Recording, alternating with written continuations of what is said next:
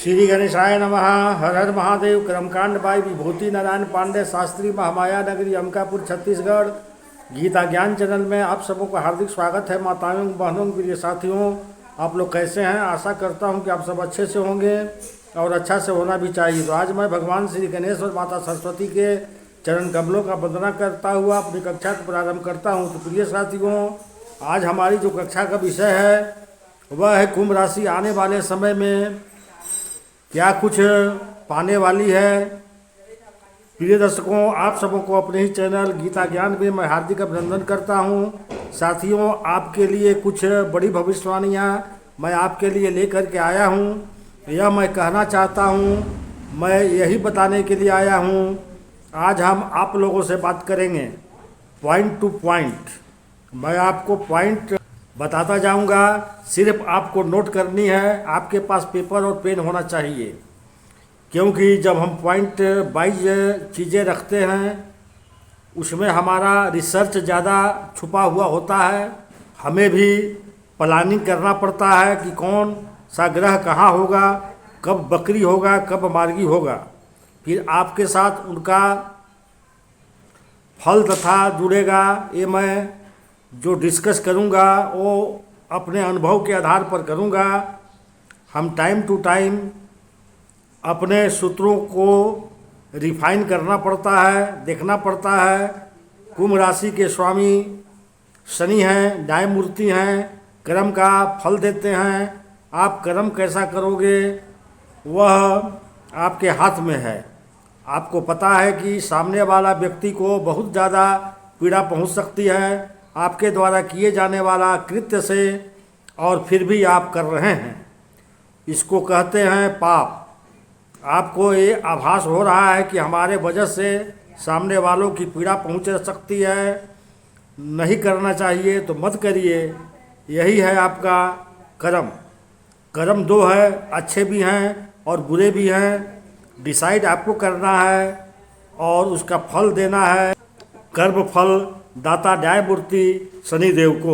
शनि को 7.5 के दूसरे चरण की साल 2024 समाप्त करने में बहुत बड़ी महत्वपूर्ण भूमिका निभाएगा, यह मैं कहना चाहता हूं।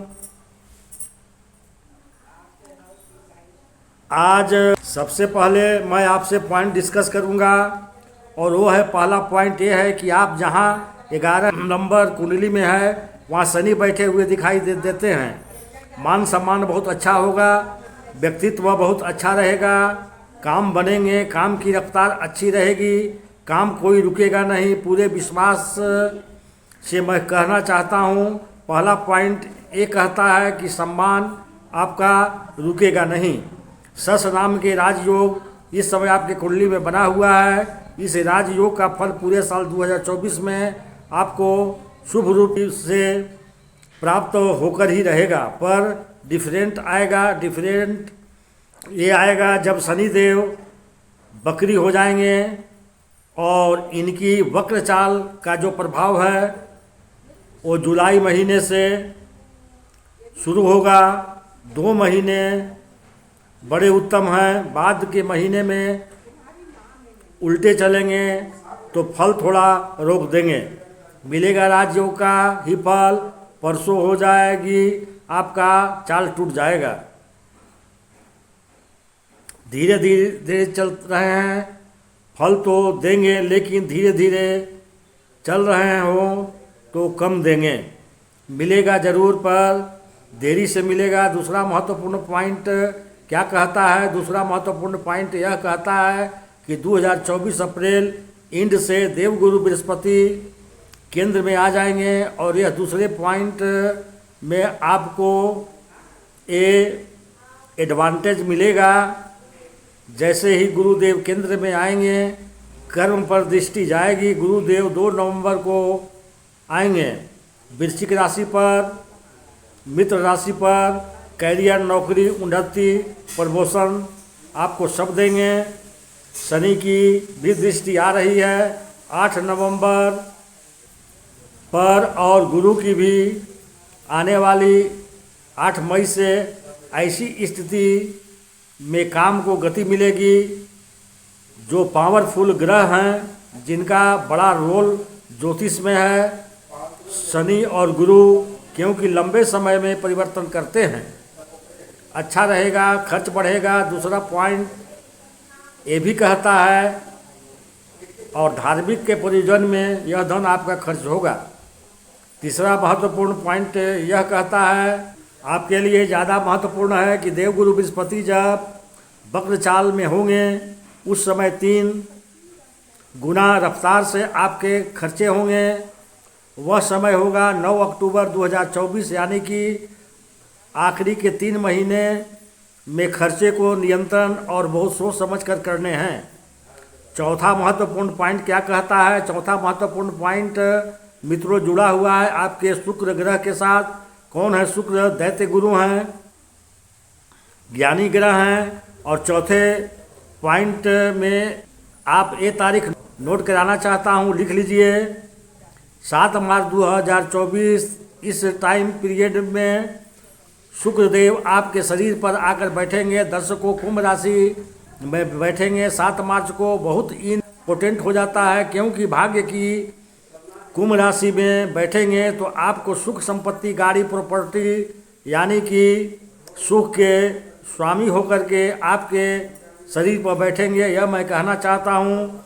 केंद्र त्रिकोण राजयोग बनाकर बैठेंगे, और जो पहले से सच पंचमहा पुरुष राजयोग कुंभ राशि में बना हुआ है, तो इसकी पावर और एक राजयोग भी बनेगा, मालव्य राजयोग भी बनेगा। फिर शनि अपने मित्र के साथ बैठेंगे। यदि मित्र राशि में बैठा हो या केंद्र में शुक्र बैठा हो तो मालव्य राजयोग होता है। यहाँ ये राजयोग बनेगा, यानी कि चौथे पॉइंट को मुझे कहने में कोई संकोच नहीं है। मोस्ट इम्पोर्टेंट पॉइंट आपके लिए रहने वाला है। इसको आप लिख लीजिए और एक तारीख और नोट कर लो, और हाँ, वो है 31 मार्च 2024। इस समय शुक्र उच्च के होकर बैठेंगे। और पांचवा महत्वपूर्ण पॉइंट, आपके पास अच्छा खासा पैसा आएगा। और ये 24 अप्रैल से, इसलिए पांचवा पॉइंट धन के दृष्टिकोण से अच्छा है। भाग्य अनुरूप कार्य के लिए अच्छा है। इसके बाद छठा पॉइंट वेरी इम्पोर्टेंट होगा। छठा पॉइंट ये कहता है कि आपके लिए 19 मई से लेकर और 12 जून के शाम तक डेट नोट कर लेना। ये आपका जो पॉइंट है बहुत इम्पोर्टेंट हो जाता है, क्योंकि शुक्र केंद्र में आ जाएंगे। और शुक्र जैसे ही केंद्र में आएंगे, यहाँ पर एक ज़बरदस्त मालव्य नाम का राजयोग बनेगा, और 2 राजयोग का एडवांटेज एक साथ जुड़ जाएगा। और भाग्यवेश होकर के क्या चाहिए, आपको बहुत बेनिफिट मिल जाता है। इसलिए छठवां पॉइंट बहुत इम्पोर्टेंट हो जाता है, यह मैं कहना चाहता हूँ। 7वां पॉइंट ये कहता है, आपके लिए जो 6 जुलाई तक का जो समय रहेगा, उस टाइम में त्रिकोण में पंचम भाव में गुरु की युति बनेगी। मिथुन राशि में भाग्येश होकर के शुक्र यहाँ पंचम स्थान में आ जाएंगे।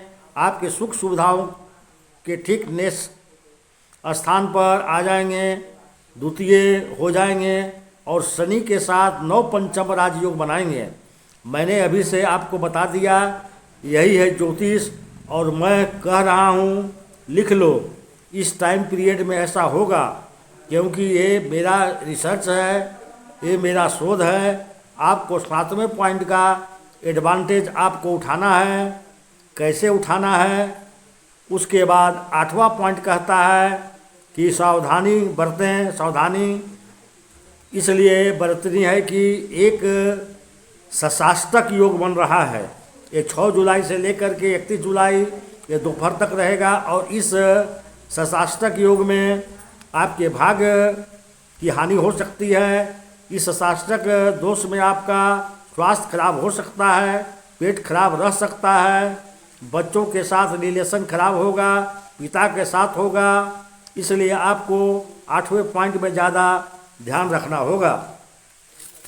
तो प्रिय दर्शकों, वीडियो को लाइक करें और भगवान भोलेनाथ का आशीर्वाद पाने के लिए कमेंट्स बॉक्स में हर हर महादेव अवश्य लिखें। तो चलिए अब मैं अपनी कक्षा को यहीं विराम देता हूँ। नमस्कार मित्रों।